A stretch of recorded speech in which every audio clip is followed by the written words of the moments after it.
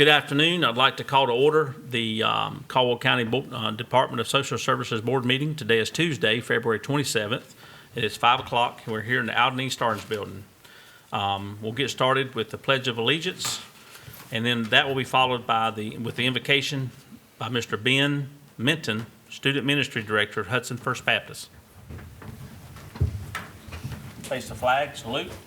I pledge allegiance to the flag of the United States of America and to the republic for which it stands, one nation, under God, indivisible, with liberty and justice for all.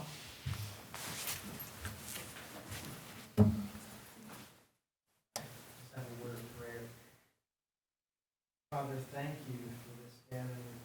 Lord, I pray that you would grant this group wisdom and knowledge from you, Father, to be able to make wise decisions when it comes to budget, it comes to deciding the best thing for families, Lord. I thank you for hard work and the position that you have them in. And Lord, we ask that you would strengthen us in every task that we do, and that it will be to your glory. And we ask this in the mighty name of Jesus. Amen.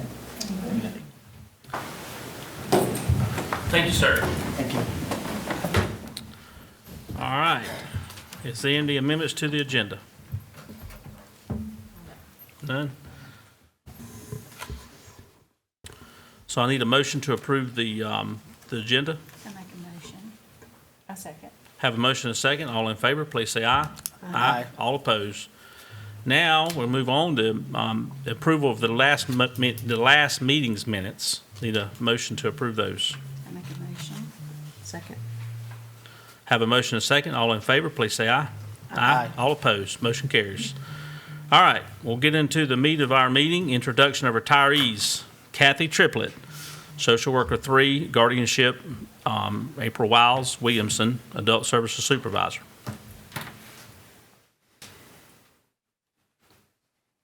Good afternoon. This is Miss Kathy Triplett, and she has been with the department for 25 years. She has worked with children and daycare assistants, as well as CAP with adults, and now guardianship. She has been a true advocate for her wards, and she will be truly missed, as she's a great asset to our team. Well, Ms. Triplett, what do you think? 25 years. You're gonna hang up your cleats and go to the house, are you? Yeah. All right. Are you excited? Yeah. Well, good. Well, we want to thank you for your service to the citizens of our county. We're going to miss you greatly. Obviously, it's hard to replace 25 years, especially in today's world. When you leave, you're going to leave out with a lot of knowledge, and we're going to miss you greatly because we know you've been a big asset to our agency. And I can say, as a partnering organization, we are definitely going to miss you because we often share individuals that are getting services with us at RHA. So you will be missed. Thank you. Thank you. Thank you for your service. Thank you. All right. Next will be Amanda Presnell, Social Worker 3 in Home, Laura Harrison. We're going to do the Carol Walker. next retiree, Carol Walker. Oh, I'm sorry. Skipped ahead. I skipped ahead. Yes, sorry. Carol Walker, Carol got paralegal, excited. 1, Austin Judd. Just checking. Just checking, that's all. Sounds like it's working. It sounds like it's working. I'll just make it. Carol said, I'm retiring either way. That's right. Whether you Yeah, call me that's up or right, not, right? I'm Austin Judd. I'm one of your lawyers. I also lead the legal team, and unfortunately, we're losing the backbone of our team, Carol Walker. She came to the department in December of 2012 after working for years as a paralegal. She was working for Lucy McCarl downtown for many, many years. That's how I first got to know Carol. She has worked tirelessly in support of the lawyers at the legal department. Her priorities are constantly shifting, and she has worked hard to build relationships between our department, the clerk's office, the sheriff's department, other agencies, and attorneys' offices. She understands how the work she does ultimately affects the lives of children.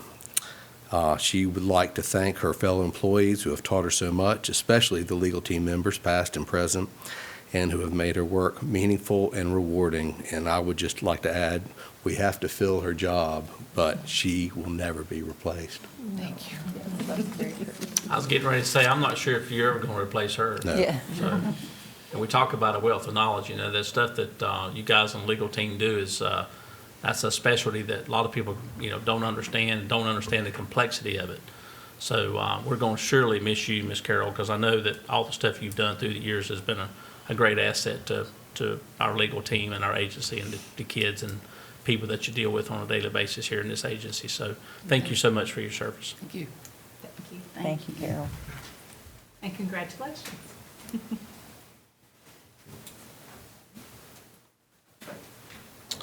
All right, so I don't mess up again.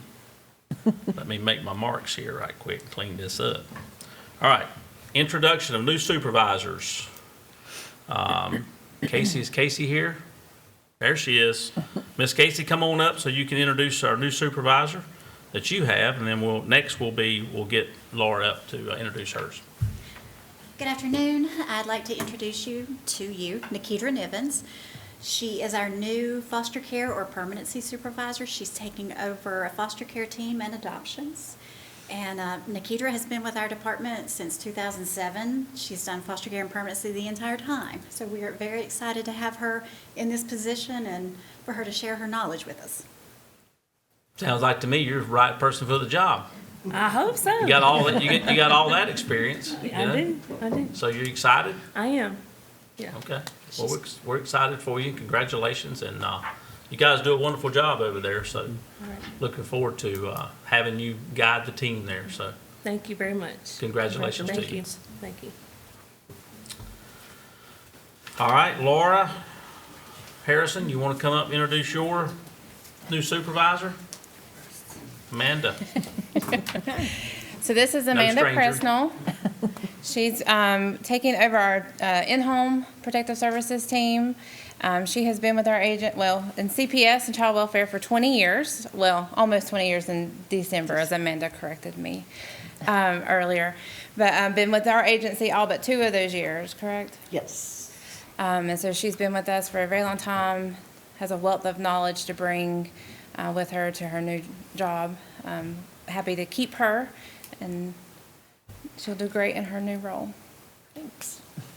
The only thing that scares me is you said 25. She's got 20 years in, so Miss Tripple's leaving at 25, so we got to get another 20 out of you. I did hear that 25 Yeah. very So, clearly. I don't want you to get any ideas. Yeah, You know? we'll see. So, well, congratulations to you. I'm really excited, so. Yeah. I'm Well, gonna congratulations stick to around you. for You'll do a great Thank job you. in that role. So, I appreciate it.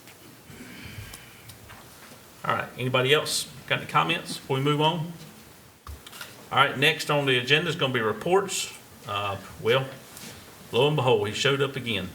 Chris Conley with our budget presentation. One of these days, I keep waiting for him just not to even show up. So, I can't believe these people aren't interested in staying. I know. I can't understand. They're missing. Can't they don't understand that. understand. Yeah. So, yeah, we've got a little special presentation this month on our budget. Jamie Kyklutis, our assistant business officer, is going to help me with it. And then, of course, we'll roll right into our normal monthly report.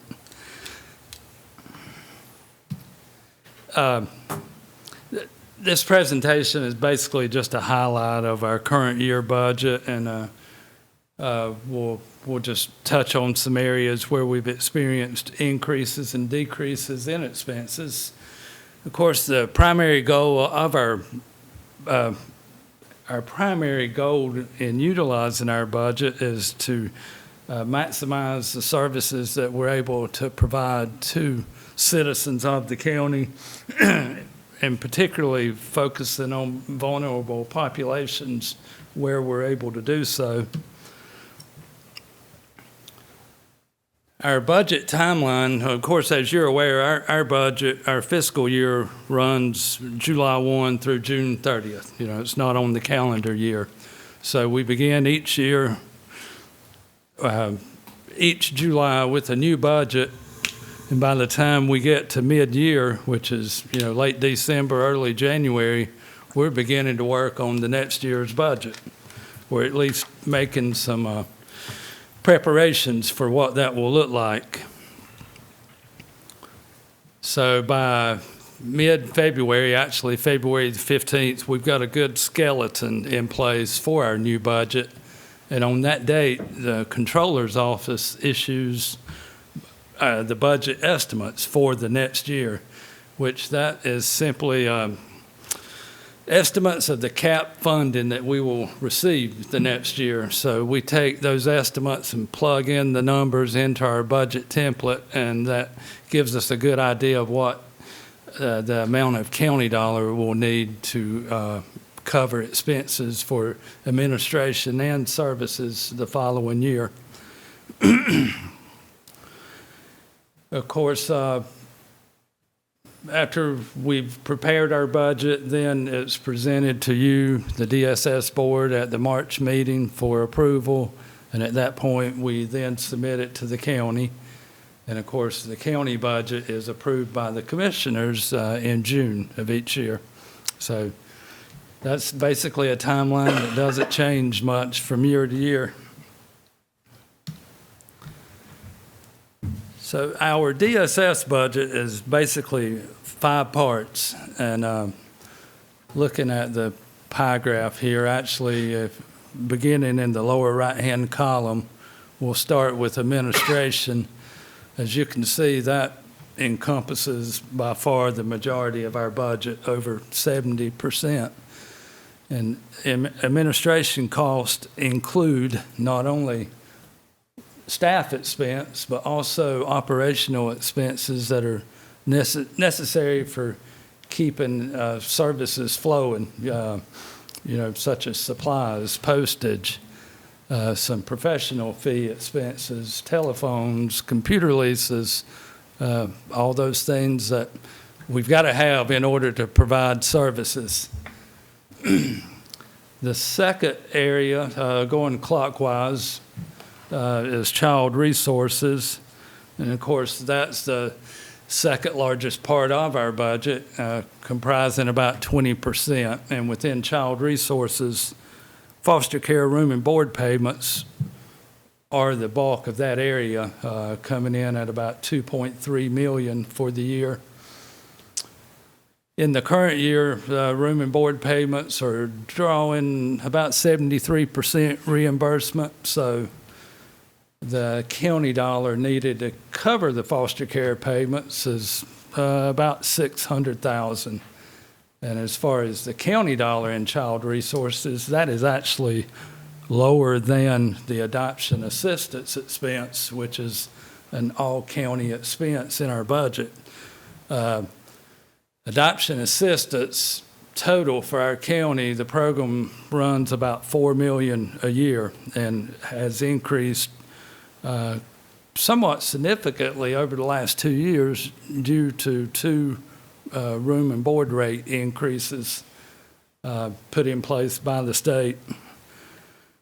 But the portion of the expense that is in our budget is simply the county portion. The other dollars are a mixture of federal and state funds that don't flow through our county budget. So, but we're at almost $900,000 total for adoption assistance expenses in our budget. And again, that's up a little over $100,000 over the last 2 years due to those increases. If at any time you have any questions, feel free to pop in. I meant to say that in the beginning and failed to do so. The next area of our budget is adult resources. And the biggest expense in that area is actually our rest home payments. That's a program for eligible clients to help cover the cost of their rest home expenses.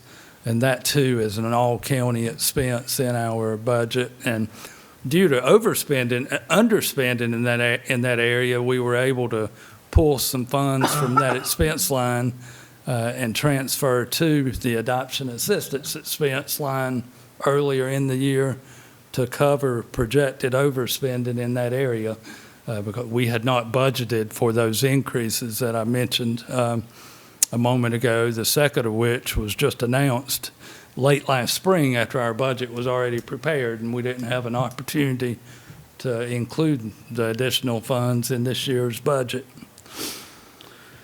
The fourth area is temporary resources, which is comprised of donated funds, our emergency assistance programs, which are at this point primarily SIP and LEAP, which are energy assistance payments to providers to help pay for heating and cooling costs for eligible clients. And of course, Work First expenses are included in that area as well. The fifth and final part of our budget is Medicaid, which that is not Medicaid services or payments to any medical providers. That's an area that is mostly made up of Medicaid transportation expenses that are paid through the county budget, which is a small amount of the total expenses, as most are paid through another system outside of our budget. But also, we budget a small amount, $25,000, for any Medicaid paybacks that could result from an audit finding. And as we've discussed before, that would be a small amount for a large finding in that area. Fortunately, we've never had one to my knowledge, and hopefully we won't anytime soon, at least not while Kim and I are in these positions. All right, thank you, Chris. So Jamie's going to step in now and present the next few slides, and then I'll come back around and finish it up.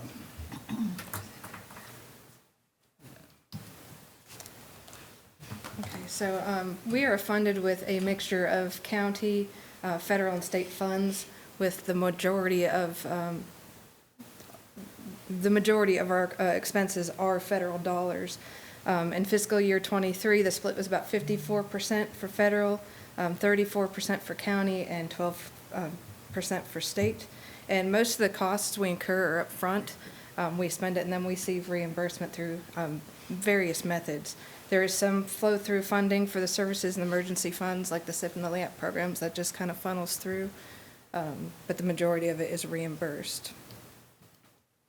We have uncapped allocations, which are open-ended and providing federal or state participation. Some of them are administrative costs for Medicaid, food and nutrition services, child support, 4E, child welfare. Some of the other uncapped allocations include Medicaid transportation and MAC, which is Medicaid administrative claiming. These are also referred to as entitlement programs because anybody who meets the eligibility requirements of those programs are entitled to receive those assistance or services. So there's no cap on those. We do have capped allocations. More than 20 of our funds and expense categories are capped allocations. That includes the SSBG, which is the Social Services Block Grant, Permanency Planning, Energy Administration, TANF. Those DSS operations are capped, and once the funds are exhausted, the expenses that we code to those become 100% county dollar at that point.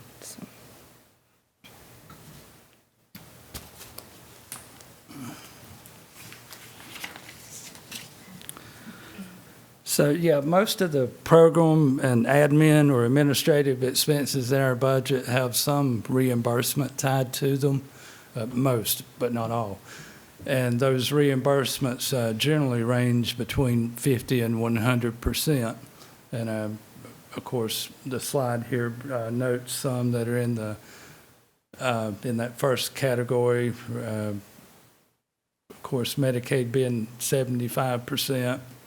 And on down to 50% in food and nutrition. In the middle section, the 100% reimbursed services, those are generally capped allocations, and child care admin services, that's for the administration of the child care program. We received a cap funding allocation to cover those expenses, and once we exhaust that funding, then it's 100% county dollar for administration of the program from that point on. Same thing with links and any of the other capped allocations as Jamie had referred to on the previous slide. And of course, again, once capped allocations are exhausted or the service had no funding tied to it to begin with, then it is a 100% county cost. Any questions at this point?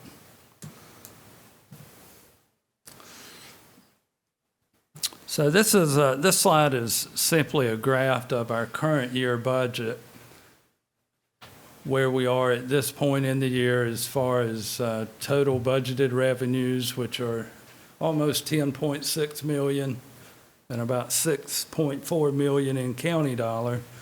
So right now, again, at this point in the year, we're projecting to have a county dollar contribution of about 37% of our total budget, which is a little higher than last year. However, expenses have increased since last year, while funding from the state has not increased in many areas.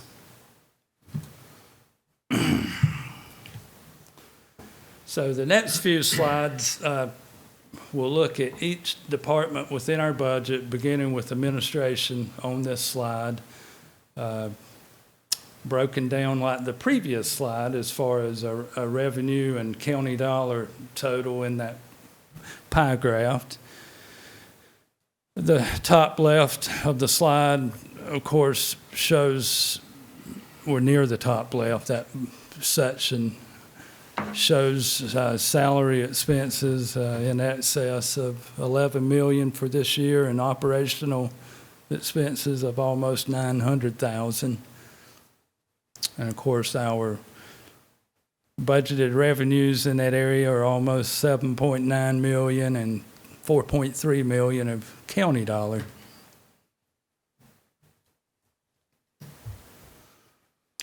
Child resources,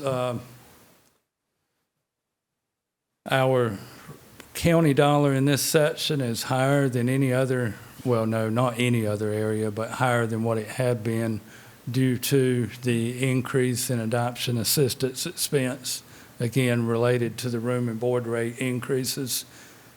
One thing I would point out on this slide, our state foster home expense, we began the year with a budget of $690,000, but due to eligibility guideline changes, fewer children are eligible for the 4E funding at this point, which is a higher reimbursed funding source. So we had to move $350,000 from 4E to state foster home to cover room and board payments for the remainder of the year.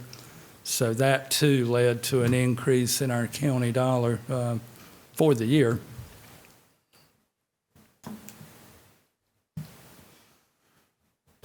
Adult resources receives significantly less funding or reimbursement for the expenses paid from this area than any other part of our budget. As you can see, county dollar is budgeted at about 92% of this area, and I mean, this is just something that everybody has to deal with. Every county across the state is in the same boat as far as so little funding available to serve the adult clients in need of services. Again, as I had mentioned earlier, we were able to move some money from the rest home special assistance expense line to cover overspending in adoption assistance payments. And, in this department, We're budgeted for over $500,000 of expenses, but only budgeted $41,000 for revenue. The SSBG adult daycare and APS essential services expenses are the only areas of adult resources that have any reimbursement tied to them. So again, most of the expenses there are an all-county cost.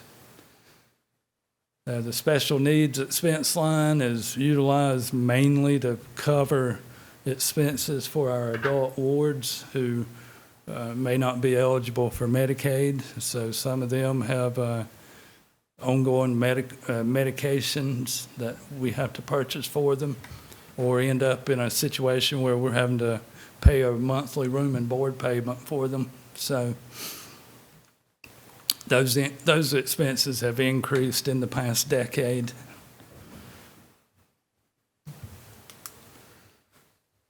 The next area of our budget is temporary resources, and again, that is mainly our energy assistance programs, but also includes donated funds and Work First service expenses. Very little county dollar in this area, as all of those energy assistance programs are 100% reimbursed, as are most of the Work First expenses. The small amount of county dollar is for some uncommon Work First expenses, and we've not even utilized that funding for the last few years. So we budget it each year, but haven't had to tap into it. The final area, Medicaid.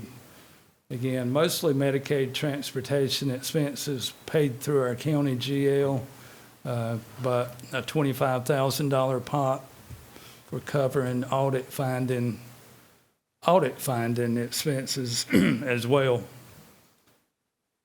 The Medicaid transportation has a matching $37,000 revenue tied to it, so there's only $3,000 of county cost for that area in our budget.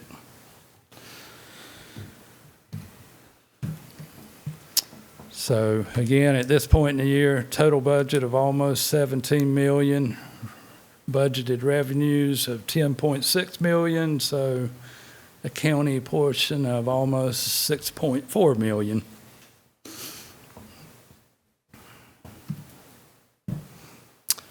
Be happy to entertain questions or comments. Anybody got any questions? Nice presentation. Thank you. Did a good job as usual. Thank you, Jamie. Might as well stand right there and move on to the financial report.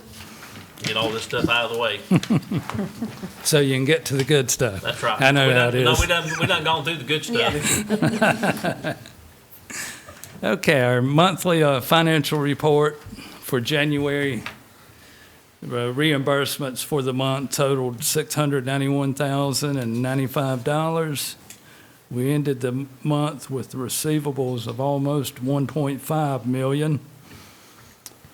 Expenses for the month, the far right-hand column of the page, totaled $1,273,345.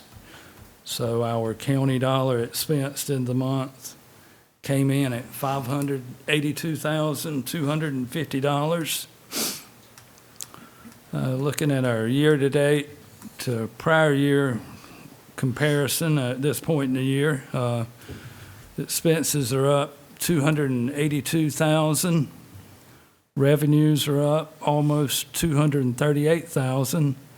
So our county dollar is up $44,441 at this point in the year. And with really merit increases being the big thing in this year's budget compared to last year, that's not a significant increase at all in our county dollar. That's a very small amount. Yeah, considering so the big hopefully picture. we end the year in a similar fashion. You think that's how we finish? Sorry, what did you say? It won't be that low. Okay. But hopefully it'll be similar. But Okay. yeah, it's not going to be under 100,000, I do not think. unless the Medicaid expansion revenues are just higher than Than what what you I expect. think they will be. Okay, But if that happens, then even better. that's right. Sounds good. Anybody got any questions for Chris? All right, my friends, always good to see you. Thank you. Thanks, Chris. All right, next on our agenda is Director's Report, Kim Arnett.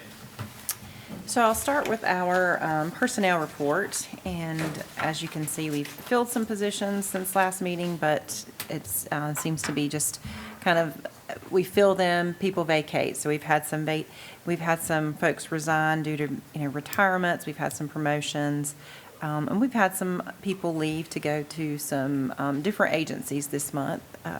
So we are still recruiting for all of our positions. We have started a couple new avenues for recruitment. We posted a couple of our jobs last week on Indeed. That is something that we haven't been doing or haven't been able to do. And so went on there on Friday and posted a couple of our income maintenance positions and social work positions to see what type of traffic that generated. And we saw a huge increase in applications. And so I think the number was around 60 applications since Friday. Now, I want to say probably 58, but close to 60. Probably since we've been here, we've gotten a couple more. For how many positions? So that's mostly for our income maintenance positions. That's mostly for our economic services So positions. how many was that? Do you know off the top of your head? How many we have? How many positions are posted on there? I've posted the income maintenance caseworker position, and there's multiple of those, and so you list multiple job numbers Right. for that. Do you know how many job numbers there is? I think roughly? five. Okay. Five. And then the social work positions we've also posted, and that was 3, I believe.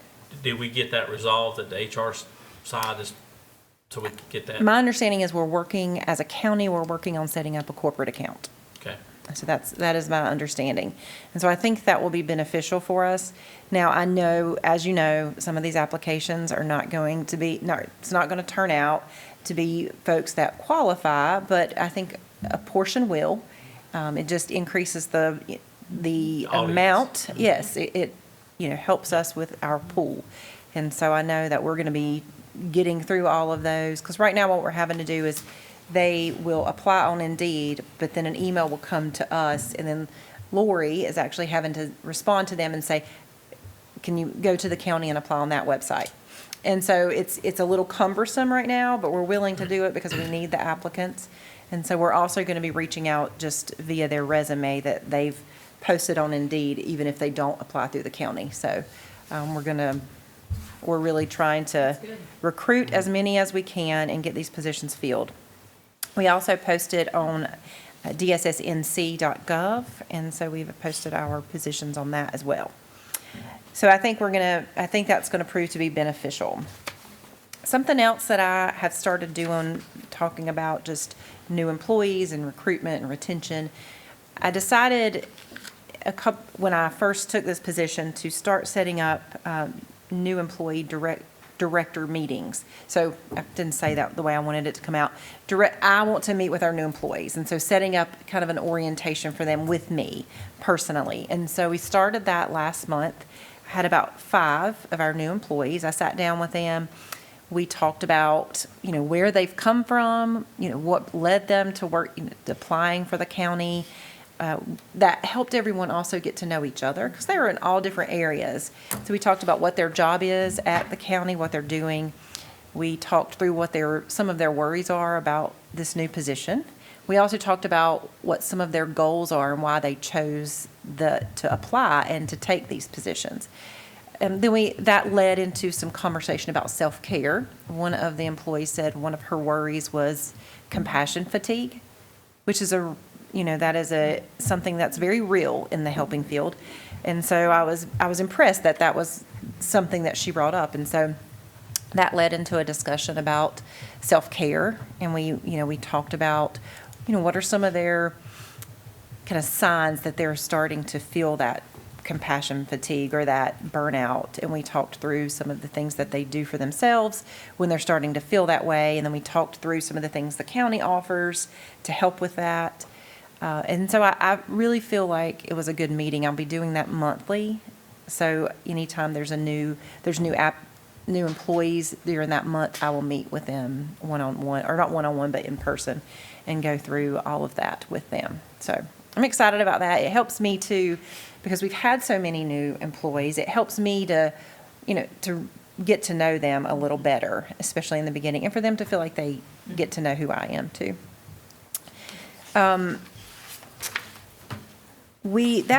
In talking about self-care, VIA has sent out a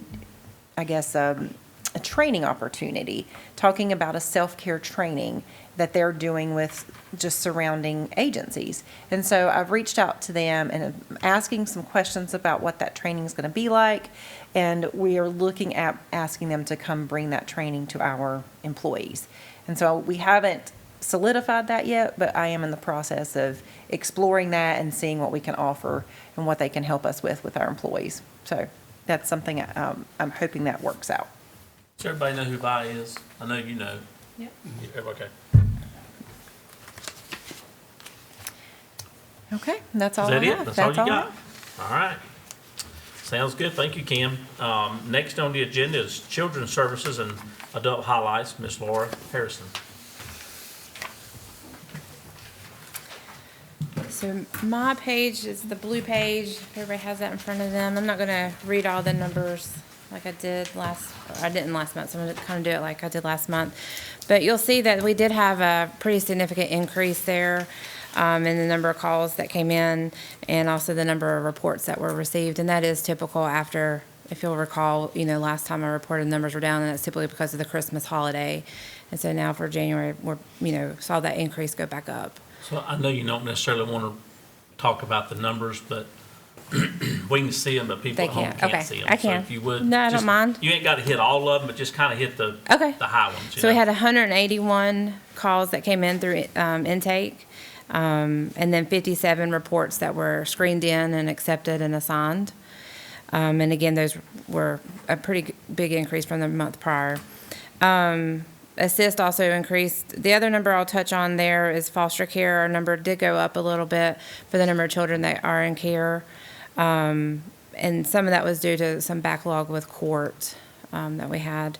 And then you also see the 18 to 21 young adults, that number did go down to 7. And so some of those either aged out or they chose to no longer participate in the program. So for the folks at home, we have 158 kids in foster care. Sorry. No, you're good. You're good. And then in child care from 18 to 21, we have 7 in foster care. So Yes. which it was an increase from January to November. We had 155 in November up. So we only had 3 increase, but it was an increase. Correct. And then but the big number, when you go back to November of last year, just CPS intake, Child Protective Services, that's intake means somebody's calling reporting, correct? Correct. We had 153 reports in November, and we had 181 in January.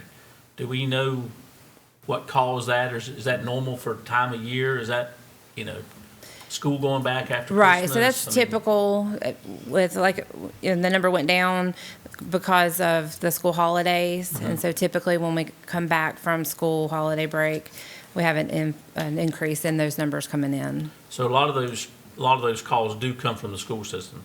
Is that what I'm hearing? Okay. Can I just say, Yeah. what I'll say is, you will see a trend if you look at across the years, if you look at the numbers per month. Typically, we see a slight increase in January. We see quite a large increase in March for some reason. And then you'll see a decrease over the summer months, and then you'll see an increase around September again.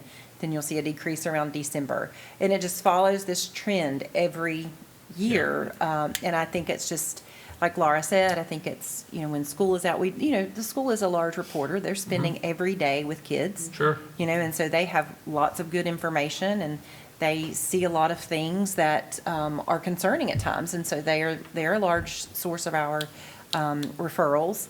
And so when children aren't being seen daily, then the reports do go down. Well, I know during COVID, if you'll recall, and you may not recall, because I'm not sure, I can't remember who all was on the board during COVID, but we saw a huge decrease in reports because everyone was home. So not only were the schools not seeing them, no one was seeing them. There was nobody to report them. Right. Right. And so Yeah. typically when you have these holidays, these vacations, these, summertime, you do see that decrease. Yep.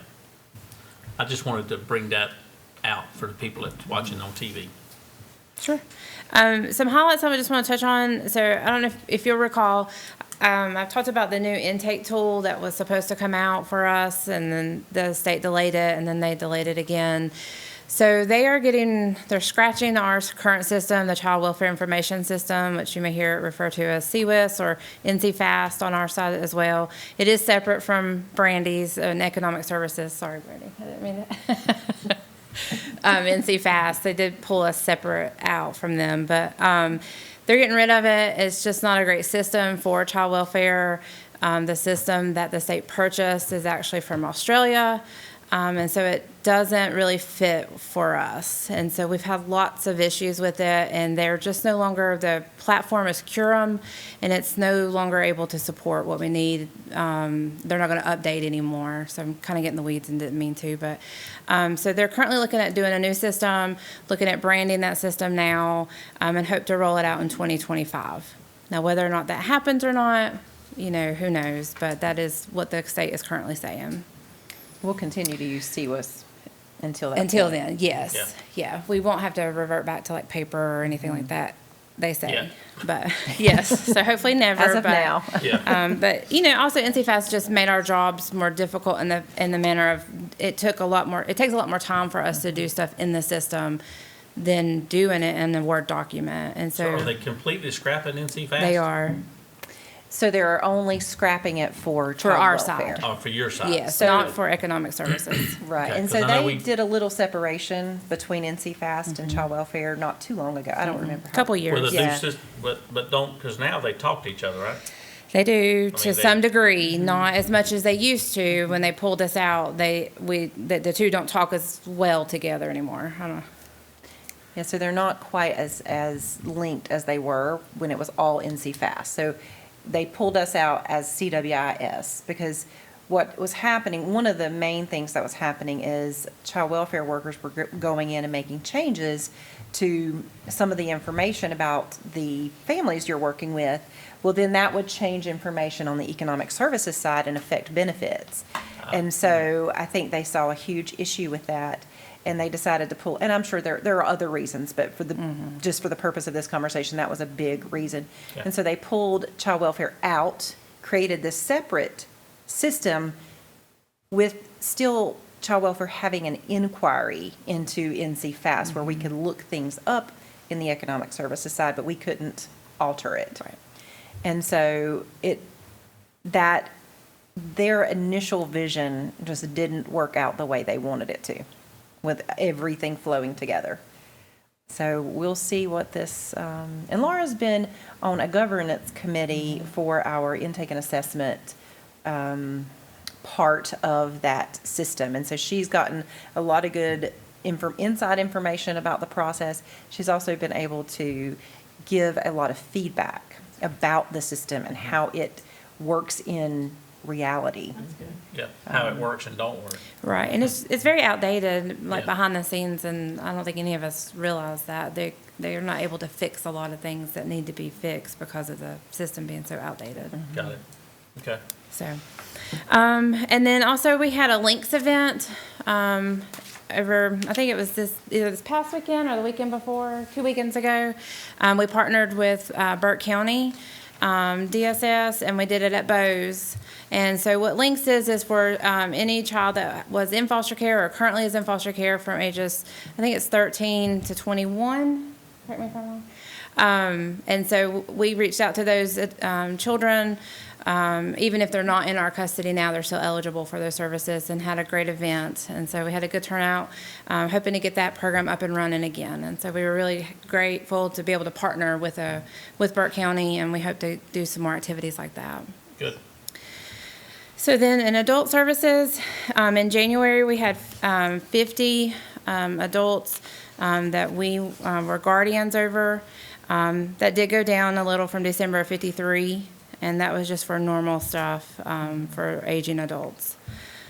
For intake, we had as you'll see there, they also had an increase. They had 41 reports that came in through intake. That was a huge increase from the month before of December of 28, and then November was 34. And then reports screened in was 25, which again was an increase from 15 from the December, and then 20 in November.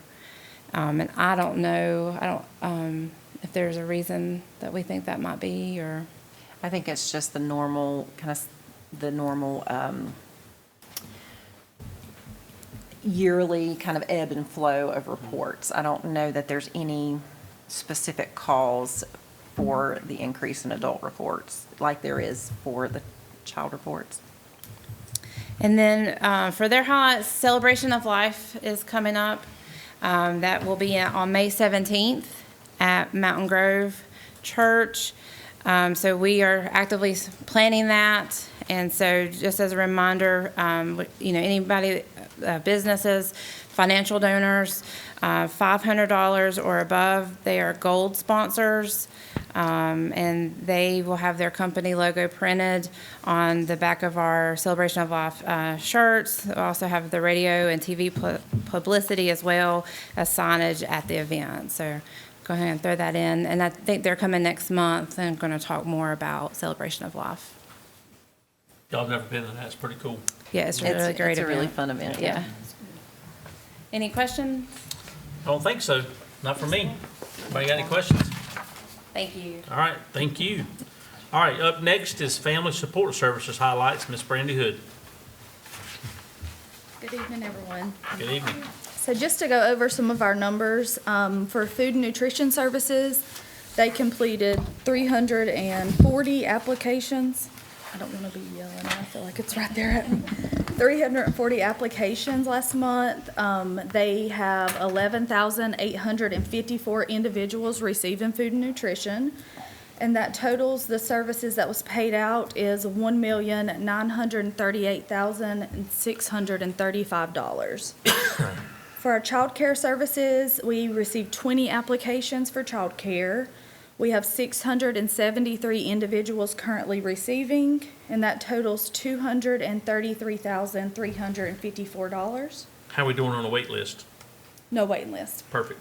They did say, we had a call the beginning of the month, and they said we may have to open that back up closer to August, but right now we're good. Good. For our Medicaid services, we have went down a little bit from last month, but we're still very high with the applications received. We are at 924 applications received last month. And it showed the total of individuals was 26,016. I'm going to talk a little bit more about Medicaid in just a few minutes. For our Work First Family Assistance, we received 29 applications, and we have 27 individuals currently receiving. For our child support services, we have 2,643 active cases, and we received $461,718.21 in collections. For our emergency assistance services, we submitted 981 applications last month. We had 889 telephone calls just questioning about the program. And we paid out $195,397.74 in that program. For our customer service department, we seen 2,783 individuals at our front desk, and our switchboard took 4,219 telephone calls. So we are very busy. Sounds like it sounds like the sheriff's office is busy too. I saw on Facebook where they were looking Yeah. for some of those people that ain't paid their child support. Yes. So if you're listening at home, be Pay your aware child they're support. after you. They got quite a few of them too. Yeah, they did. For Medicaid, I'm going to just briefly touch base on our Medicaid numbers.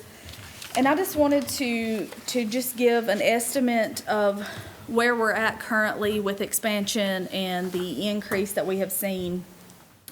So for our numbers of cases, in November, we had 17,350. Now, that was before expansion. So from November to January, we have seen an increase of 4,342 cases just in those 2 months. So we're anticipating to receive, with the pending that we currently have, that we're waiting to be completed, at least 1,000 more, hopefully by the end of next week, if we can get those all approved, of course. So 500 is like a good estimate there. But I just wanted to kind of highlight that huge increase from November to January. You want to add something? No, I was gonna, will you explain the difference to them about cases and individuals? Yes. Because those numbers are different. So you'll see on here that it talks about numbers of individuals receiving services, but then also cases. And so Brandy's gonna explain why that's different. So for cases, you can have multiple individuals on one case receiving services. So you might have a household of 5, and every one of them are receiving on one case. So every one of them, the individual would count 5, but the case would count 1. So we might have 22,500 cases in the next month, but we may have a lot more individuals depending on how those cases are laid out. Does that make Each one of sense? those individuals have to fill out an application, right? No, you can Oh, they do, don't? if it's a family, you can You do just one do one, okay. application, but you have to give each individual information. Yep, Does that make sense about the Yes. cases? it does. Okay. So we the know- numbers that you just gave us, the 17,000 and the 4,342 new, was that cases? That is individuals. Okay. Mhm. Do we know the percentage of people that are getting approved? I can estimate at You- probably 75%, wouldn't you Okay. say about 75%? Okay. Yeah. You know, I was talking to a small business owner recently, and I guess one of his workers, he's only got like 3 people that work for him, so he can't afford health care, right? But one of his workers had gotten on Medicaid, and he didn't, I guess in the beginning, he didn't understand Medicaid, but then once his person got on Medicaid and he was able to go to the doctor when he got sick, and he was, instead of being out for a week with work, he was only out for a day and a half of work. So he went and got his medicine and all that stuff. So I think over time, it's going to take a little time for everybody to kind of warm up to it and see what the benefit is. But it is helping us, especially the small business owners, helping them to keep their staff working, and not only the small ones, but the larger ones sometimes too. So I was just curious of how many people was actually getting, so that's a high number. Yeah. So, any questions about Medicaid or any of the numbers? Okay. So for our emergency assistance, I want to highlight that area as well. You see the jump from last month, 637 application, and in December, 637. In January, you have 981. That increase is because of opening CIP season, Crisis Intervention Program, and our LEAP season. So what happens when, of course, the temperatures drop, a lot of people come in to get assistance for their utility bills or wood to heat their homes, gas, propane, whatever they use to heat their home. So when it gets really cold like that, we see an influx. And especially right after the holidays, we see an influx of that too. So that's where you're seeing that large number there. We are currently out of our crisis intervention funds. We get a certain allotment from the state, and we are completely out of those funds. With the price of propane and things like that now, we normally run out of those funds fairly quickly. So we have requested additional funds from the state for that program. We can do a reallocation ever so often. I'm just waiting to hear back on the approval of that reallocation. We're hoping to hear something back within the next week or so. I want to highlight our child support unit. That unit has went through many changes, a supervisor change, they've had vacancies. So they have went through many changes, and I know I've mentioned this before, but I just want to mention it again. They get the most praise from the state for their numbers and their percentage. There's one of the highest percentages in child support collections and their actual percentages for timeliness and accuracy in the state. So I just wanted to highlight that to you guys to let you know that they are doing a tremendous job. What do you think it is that we do so much more effectively? They have a really, really good training. They do very intense training, not intense, I don't want to say that, but very good training. Thorough. Yes, very thorough training with them. And they are such a good team. They work together so good. If one person's out, another one's just ready to tackle their caseload or any client that comes in. They just do very well with each other. They have a really good unit. That's good. We used to always, and Mitch Laws, if you're watching from home, we used to always think it was Mitch Laws, but Mitch Laws has been gone for a couple of years, so obviously it wasn't him. So. That's right. We're still giving him credit for years later. Mitch, you're doing a great job, buddy. Sorry, Mitch. Yeah, I'm sorry. Yeah. I'll get a phone call tonight from Mitch. No, I'm sure. Tell him I Yeah. heard him. Yeah. I do want to mention, I know Kim talked a little bit about it last month for our food and nutrition area. We are starting to go universal, and I know she mentioned what that means for caseloads to kind of be evened out to where all the duties are even, a little more even across the board. We are starting that Friday. We have started doing some training and different processes with that for some of the staff that specifically do applications. They've started doing some recertification and vice versa. So they are starting that already. They're already seeing some relief, and they are very hopeful and really liking the universal as of right now. We haven't gone full effect. That will start Friday, but as of right now, we've heard a lot of positive feedback from staff. Last, we have filled our Work First position. We had previously, the lady that was in that Work First position was with our agency 35 years. And she had obviously a lot of experience with the Work First program. So we have recently filled that position. That staff member has just went through some training. She's going to continue to go through some training. She is very eager to learn and revamp some areas. So we are currently working on forming a new partnership with some of our partners in the county, Yokefellow, South Caldwell Christian Ministries, different places for the Work First program. And I'm just going to touch on this very briefly, but the Work First program, it's mainly there to help individuals be able to get more sufficient with employment. They're struggling to find jobs. They're struggling to maintain jobs.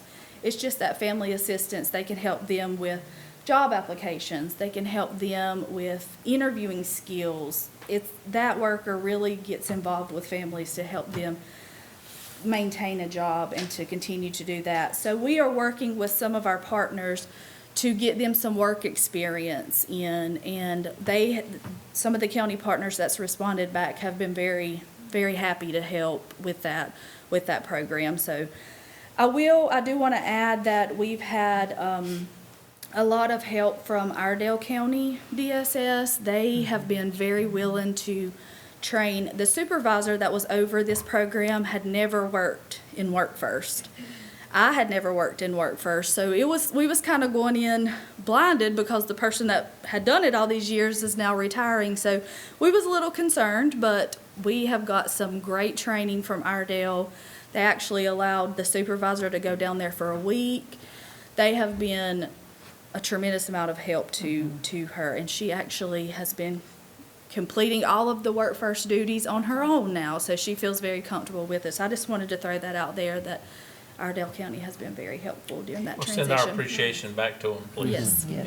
I did email that director last week and just thanked her for all of the help that they have given our supervisor, and I think they're going to be willing to let the social worker also go down and train. And Brandy's been working hard with the supervisor and social worker to learn this program and expand this program, because there's a lot more that we can be doing with this program, and Brandy's really dug into that and is working toward that. Brandy, I'll call you later on this week, because I had a thought as we're sitting here.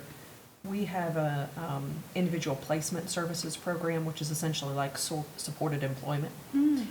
and trying to figure out a way where maybe there are some referrals that we could then provide additional support for those individuals who have a higher level of need Okay. with mental health and substance use services, and how maybe some of those referrals could flow through in services that might support that. Oh, yes, So, definitely. Okay. Be great. Any that it? questions? Yep, that's Nope. all I got. I'm all good. Anybody got questions? Thank you. All right, well, that brings us to the end of our agenda, and our next meeting will be on Tuesday, March 26th, at the same time, 5 p.m. here at the Alden East Starnes Building. With that, I will entertain a motion to adjourn. I make a Motion. to adjourn. You go. Second? Have a motion and a second. All in favor, please say aye. Aye. All opposed. Motion carries. We are adjourned. Thank you for joining us this evening.